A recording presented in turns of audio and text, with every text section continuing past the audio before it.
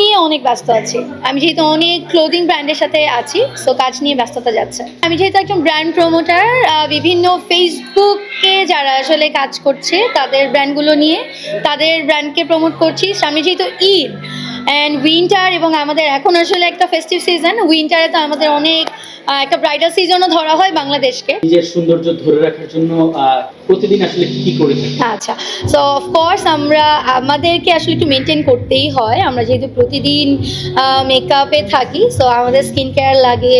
অনেক ব্র্যান্ড আছে যারা হচ্ছে নিজেরাও আমাদেরকে প্রমোশনের জন্য অনেক প্রোডাক্ট পাঠায়, প্লাস নিজেরাও আসলে যেটাই ব্যবহার করি একটু বুঝে শুনে ব্যবহার করি। স্কিন কেয়ারটা না করলে, এভাবে তো আসলে মেনটেন না করলে আমরা এই প্রফেশনে টিকতে পারবো না। সো অফকোর্স মেনটেন করা হয়। আচ্ছা, ব্র্যান্ড প্রমোটার যারা আছে তাদের বেশিরভাগ জিনিসই দেখা যায় গিফট। সেক্ষেত্রে আসলে আপনার কেমন গিফটের জিনিসগুলো আসে আর সেগুলো সবসময় ব্যবহার করা হয় কিনা? আচ্ছা, হ্যাঁ, গিফটের আমাদের অনেক জিনিস অ্যাকচুয়ালি আসে, যেটা সত্যি কথা, ব্যবহারও করা হয়। সব কিছু তো আসলে দেখা যায় যে ওরকম থাকে না up to the mark, but still অনেক ভালো ভালো ব্র্যান্ড অনেক গিফট করে থাকে, এগুলো ব্যবহার করা হয়। আচ্ছা, আসলে কি নিয়ে ব্যস্ত সময় পার করছেন?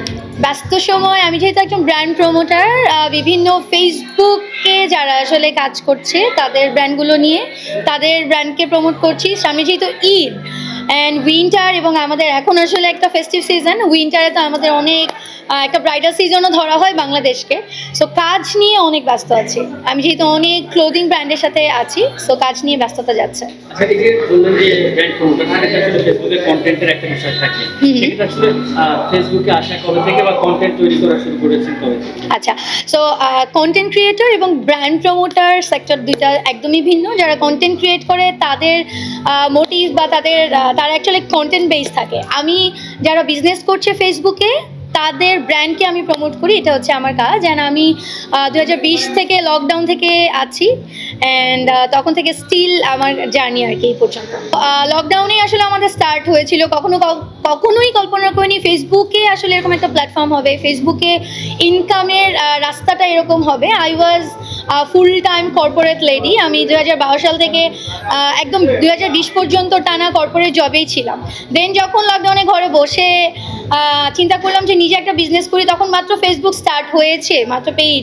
তো নতুন নিজের একটা পেজে যখন নিজে লাইভ করা স্টার্ট করলাম, আমি বিভিন্ন পেজ থেকে আসলে শুরু হয়েছে, আমাকে নক করা স্টার্ট করলো। তখন থেকে আসলে এই প্ল্যাটফর্মে আসা, এবং স্টিল আমার জার্নিটা আলহামদুলিল্লাহ আপনাদের সবার দোয়ায় অনেক ভালো আছি এবং এগিয়ে যাচ্ছি। প্রথম যখন শুরু করেছিলাম তখন আমার মনে আছে আমি মনে হয় 2টা পেজের সাথে কাজ করতাম। তো তখন পার লাইভে যেটা আসতো মান্থলি, হয়তো আমার 2টা পেজ মিলিয়ে 30-40 আসতো।